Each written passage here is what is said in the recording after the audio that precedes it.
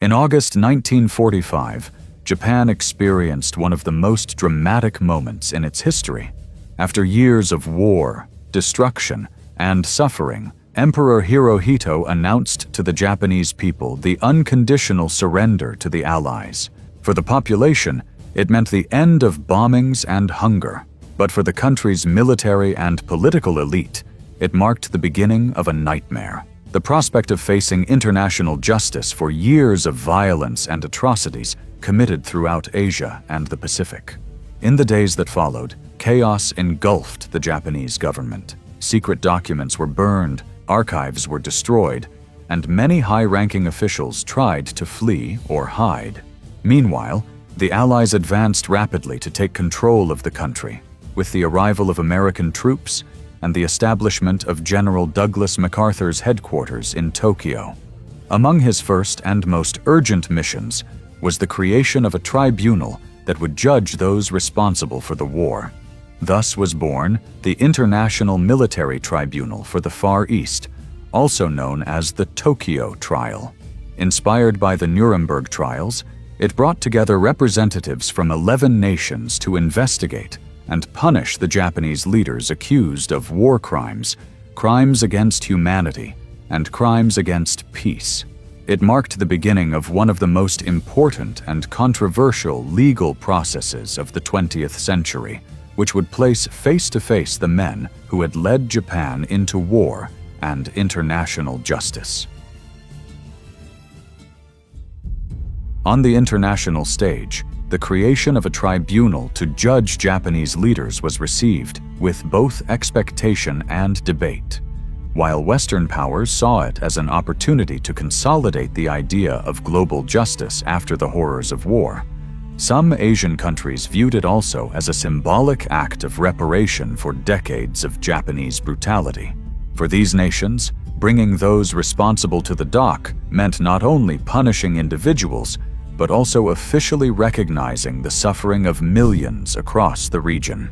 Meanwhile, the Allies were preparing to take full control of Japan. On August 30th, 1945, U.S. forces began to arrive, starting with the 11th Airborne Division, which landed at Atsugi Airport. A few days later, on September 2nd, Japan formally signed the Instruments of Surrender aboard the USS Missouri in Tokyo Bay. That same month, General Douglas MacArthur arrived in Tokyo and set up his headquarters in the Dai-ichi building, directly across from the Imperial Palace. MacArthur was not there merely to oversee Japan's surrender. His mission was to completely reshape the country. But one of his first and most urgent tasks was to bring war criminals to justice. He authorized the creation of a special international tribunal known as the International Military Tribunal for the Far East. This tribunal would become the central body responsible for investigating, trying, and sentencing those who played key roles in Japan's military aggression and atrocities.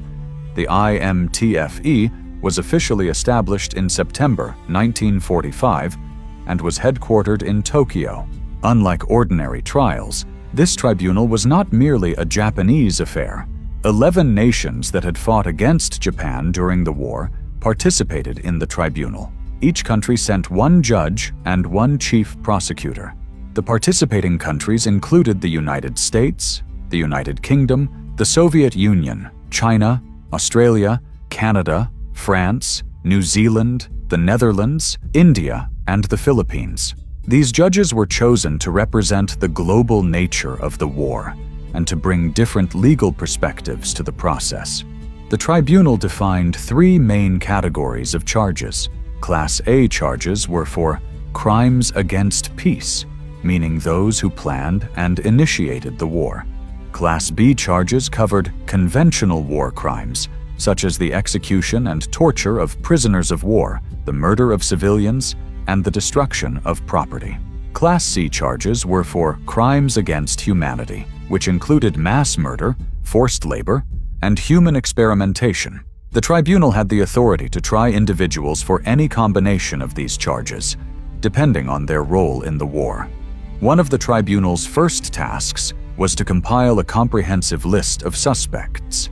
Investigators gathered reports from across Asia, collected testimonies from survivors, and reviewed thousands of military and government documents that had not been destroyed. This list grew rapidly, and high-ranking military officers, government ministers, and even diplomats came under scrutiny. Arrest warrants were executed in Tokyo and other cities, with many senior officials being taken from their homes, offices, or hiding places. Among the most significant arrests was that of Hideki Tojo, former Prime Minister and Minister of War of Japan. He had been one of the principal architects of Japan's military actions, including the surprise attack on Pearl Harbor in 1941, and had overseen much of the war effort until being removed from office in 1944. As arrests continued, other powerful figures were also detained. Koki Hirota, who had served both as foreign minister and as prime minister before the war, was arrested. Although he was a civilian, investigators believed that his role in foreign policy and his failure to prevent military atrocities made him legally responsible. Haitaro Kimura, a general who had commanded troops in Burma, was known for his brutal treatment of Allied prisoners during the construction of the infamous Burma-Thailand Railway. He was quickly added to the list of main suspects. Seishiro Itagaki, another general with a long history of military leadership in China, was arrested for his role in aggressive campaigns and occupation policies. Then there was Kenji Doihara, an intelligence officer and general who played a key role in Japan's expansion into Manchuria. Doihara had been deeply involved in the creation of the puppet state of Manchukuo and was linked to secret operations that helped justify Japan's early invasions. In total, 28 individuals were officially selected to face Class A charges at the Tokyo Tribunal. They represented the highest ranks of Japan's wartime leadership: military generals, admirals, politicians, and bureaucrats. All were taken to Sugamo Prison, a high-security facility located in central Tokyo. This prison, once used to hold political prisoners, was now the place of confinement for men who had once ruled an empire. On May 3, 1946, the long-awaited trials officially began inside the former War Ministry building in Tokyo. The courtroom had been specially prepared for what was expected to be one of the most significant legal proceedings in modern history. Rows of wooden benches were filled with international judges, prosecutors, defense attorneys, clerks, translators, and journalists. The defendants wore simple clothing, remained mostly silent, and showed little emotion as the charges were read. The legal process was long, technical, and at times very slow. Each of the 11 judges represented a different country, and their legal systems were not the same. This made many parts of the trial difficult to manage. Language differences added another layer of complexity, requiring constant translation between Japanese, English, Russian, Chinese, and other languages. Court sessions lasted for hours every day, and each defendant had the opportunity to respond to the charges through their attorneys. Much of the early attention focused on Hideki Tojo. He did not deny that he had been deeply involved in Japan's war planning. In fact, he openly accepted responsibility for the country's military actions. However, he claimed that he had followed the decisions of the Japanese government and believed he was acting in the nation's best interest. He also stated that the emperor was aware of everything, though he carefully avoided blaming him directly. His attempt to shift part of the weight of responsibility was rejected by the prosecution, which argued that Tojo had exercised great control over the army and political decisions throughout the conflict. As the trial progressed, the prosecutors presented a vast amount of evidence. They brought forward records showing the use of forced labor in occupied territories, the deliberate killing of civilians, and the horrific treatment of Allied prisoners of war. Photographs, military orders, and captured Japanese documents were submitted to the court. Written confessions and reports from survivors were also introduced.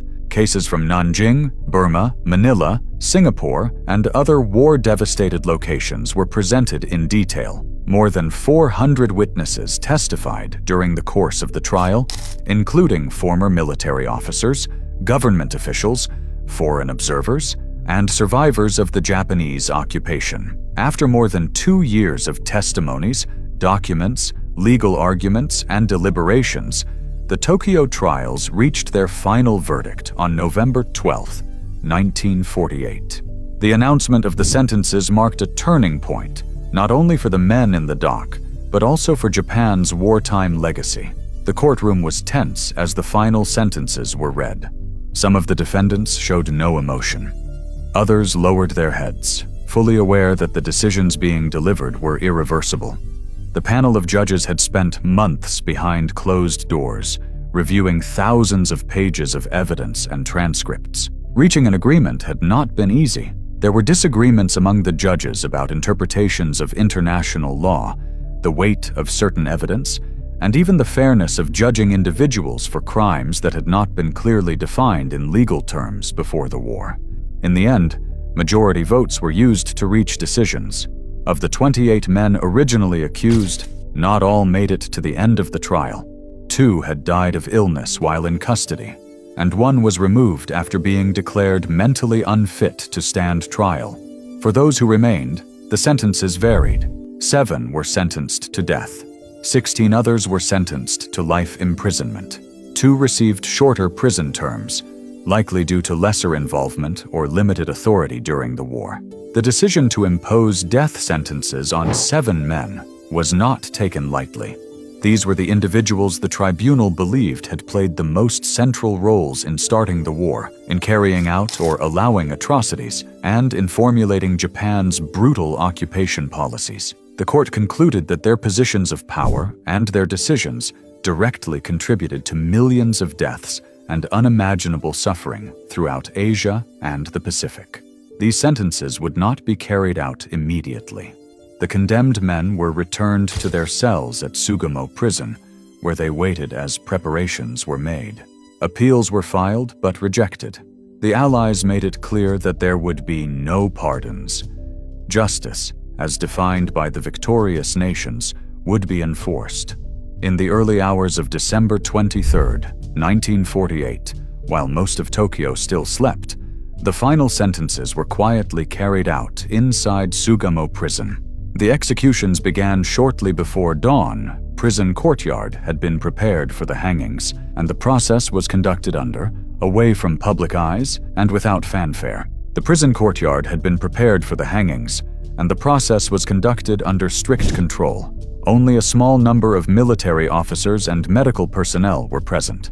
There were no reporters, no families, and no public announcement was made until everything was over. The executions were carried out in sequence, with each man led to the gallows one by one. The procedures were swift and executed with military precision. There were no delays, and no statements were made by the condemned. Some went silently, while others showed visible signs of fear, but none resisted. By late morning, all 7 had been executed. The same prison where they had spent more than 2 years awaiting trial had become the site of their final moments. After the hangings, the bodies were treated with care, but without ceremony. They were quickly transported to a crematorium in Tokyo under military escort. Once cremated, the ashes were taken to sea and scattered in the waters of Tokyo Bay. This was a deliberate decision. The Allied authorities wanted to ensure that no burial site could become a place of worship or a political symbol. They understood the power that monuments could hold, especially in a country where some still viewed these men as patriots. By disposing of the remains in secret and leaving no trace, the possibility of post-war glorification was effectively removed. The executions closed a dark chapter in Japan's modern history. While the Tokyo trials focused on Japan's highest political and military leaders, a much broader legal effort was unfolding throughout Asia and the Pacific.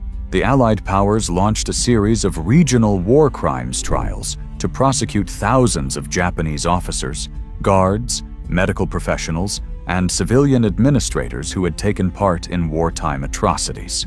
These trials were held in countries that had been directly affected by the Japanese occupation and dealt with crimes that occurred on the ground, often far from Tokyo, but were no less horrific.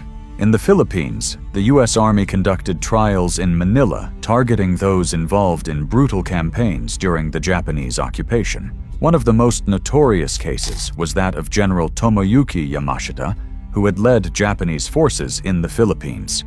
Although he had not personally ordered many of the massacres, he was held accountable under the doctrine of command responsibility. The tribunal concluded that he had failed to control his troops during the Battle of Manila, where tens of thousands of civilians were massacred and entire neighborhoods destroyed. He was sentenced to death and hanged on February 23, 1946. His case established an important legal precedent for holding military leaders responsible for the actions of their subordinates. In China, the nationalist government held dozens of trials in Nanjing, Shanghai, and other cities. These trials addressed a wide range of crimes committed by Japanese troops during their long occupation. Among the men convicted was Hisao Tani, a lieutenant general who had participated in the Nanjing massacre in 1937, where tens of thousands of Chinese civilians were murdered. Tani was found guilty and executed in 1947. The Chinese trials also revealed extensive evidence of forced labor, human experimentation, and the destruction of villages, especially in northern China. In Singapore, British authorities organized trials focused on crimes against Allied prisoners of war. One major area of investigation was the Burma-Thailand Railway, also known as the Death Railway, where thousands of British, Australian, and Dutch prisoners were forced to work under brutal conditions. Many of the guards and officers responsible for beatings, starvation, and executions were sentenced to death. British prosecutors also investigated abuses at Changi Prison and other detention sites across Southeast Asia. In Papua New Guinea, Australian forces conducted a large number of trials focusing on atrocities committed against prisoners of war and native civilians. These trials took place in places like Rabaul, where captured Japanese officers were brought before military courts. Australia tried more than 300 individuals, and while some were sentenced to death, many received long prison terms for crimes such as summary executions, torture, and forced marches. Other trials took place in countries such as Burma, the Dutch East Indies, today Indonesia, Korea, and Hong Kong. In each case, the trials sought to bring justice for massacres, forced prostitution, starvation, and unlawful killings. Unlike the Tokyo trials, which were centralized and international, these regional trials were conducted by the nations that had suffered under Japanese occupation. They often relied on local witnesses and focused on very specific incidents. By the time the trials ended in 1951, more than 5,700 Japanese individuals had been charged with war crimes in various regions. Of these, about 984 were executed. Thousands of others received prison sentences ranging from a few years to life imprisonment. These proceedings formed one of the largest efforts in history to hold individuals accountable for wartime atrocities and to establish legal standards for future conflicts. As Japan's surrender became certain in August 1945, a wave of suicides swept through the country's military and political leadership. For many, the idea of facing imprisonment, public trial, and possible execution was unbearable.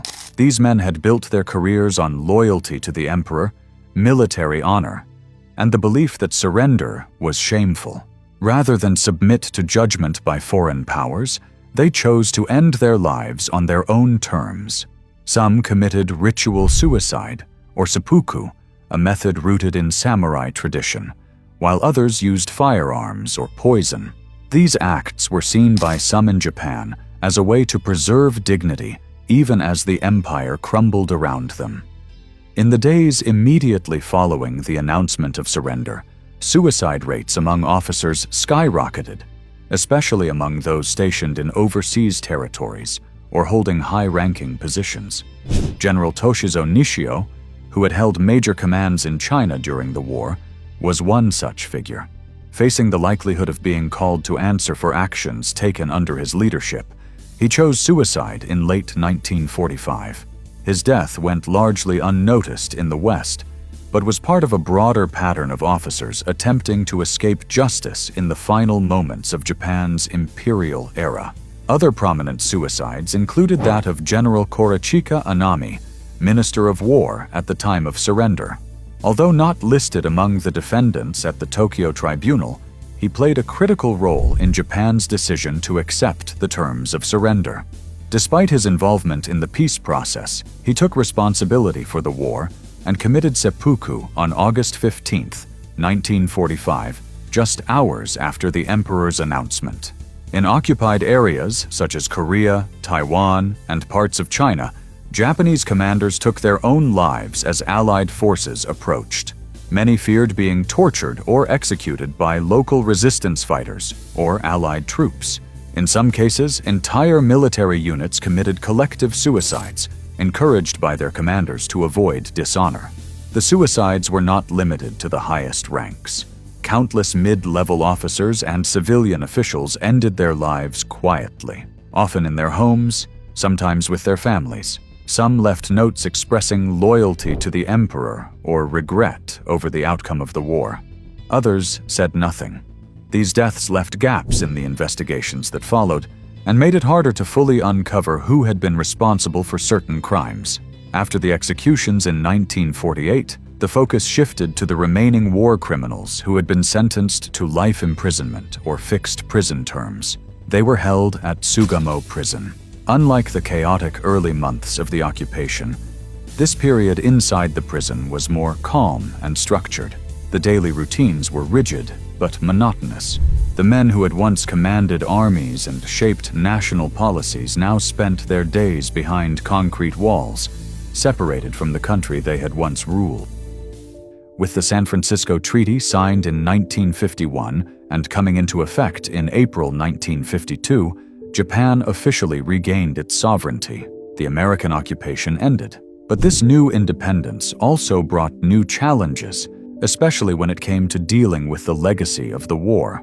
As Japan sought to rebuild its economy and reintegrate into the international community, calls began to grow for the release of the remaining war criminals. Politicians, families of prisoners, and even some sectors of public opinion argued that the men imprisoned for war crimes had already paid for their actions. Some claimed that continued imprisonment was no longer useful, especially now that Japan was an ally of the United States in the Cold War. Others viewed the sentences as being influenced more by politics than by justice. From 1952 to 1958, under Japanese pressure and with American approval, releases began. Many of the men who had received life sentences were gradually freed.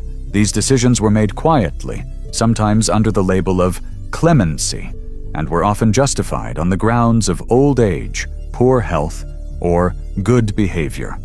The last group of surviving Class A war criminals was released from Sugamo Prison in 1958. No official ceremony was held, and most of the released men returned to private life without publicly speaking about their past.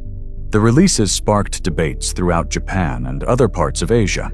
Some Japanese saw this as a step toward national healing and reconciliation, but in the countries that had suffered under Japanese occupation, the decision caused outrage. For survivors of massacres, forced labor, and prisoner camps, the early release of convicted war criminals sounded like a denial of justice. Even while the trials were still underway, one person remained at the center of public and political discussion: Emperor Hirohito. He had been the symbolic head of Japan throughout the war. His name appeared on military orders, and his image was used to inspire soldiers to fight and die for the empire. Yet, when the trials began, he was never included as a defendant. Many believed that the emperor bore at least some responsibility for Japan's aggressive expansion and conduct during the war. Historians and political observers pointed to documents suggesting that Hirohito was regularly informed about military operations and approved key decisions. However, General Douglas MacArthur made a firm decision not to prosecute him. MacArthur and the American leadership feared that putting Hirohito on trial, or worse, executing him, would trigger a national crisis in Japan. They believed it could lead to rebellion, chaos, or resistance to the American occupation. Instead, the American administration chose to use Hirohito as a stabilizing figure. He was allowed to remain on the throne, but was stripped of any political or divine authority. In January 1946, he made a rare public statement declaring that he was not a living god, a belief that had been promoted throughout the war. This announcement marked a turning point in Japan's cultural and political structure. The emperor became a symbolic figure under the new constitution, with no direct role in government or military affairs. Still, the decision to shield Hirohito from prosecution remains controversial. Critics argue that justice was not fully served because the most powerful figure in wartime Japan completely avoided responsibility. War survivors, especially in countries that suffered brutal occupations, saw his protection as a political compromise that denied them full accountability. Despite these concerns, Hirohito remained emperor until his death in 1989. After the release of the last prisoners, Japan tried to move on. Many of the former leaders disappeared from public life. Some never spoke about the war again. For decades, Japanese school textbooks avoided an in-depth discussion of war crimes. Monuments to the victims in China, Korea, and the Philippines still tell a different story. In Japan, the Yasukuni Shrine honors the nation's war dead. Among them are 14 Class A war criminals, including Tojo. Help us keep this project alive here on YouTube by subscribing to the channel. Thanks for watching, God bless you all, and see you soon.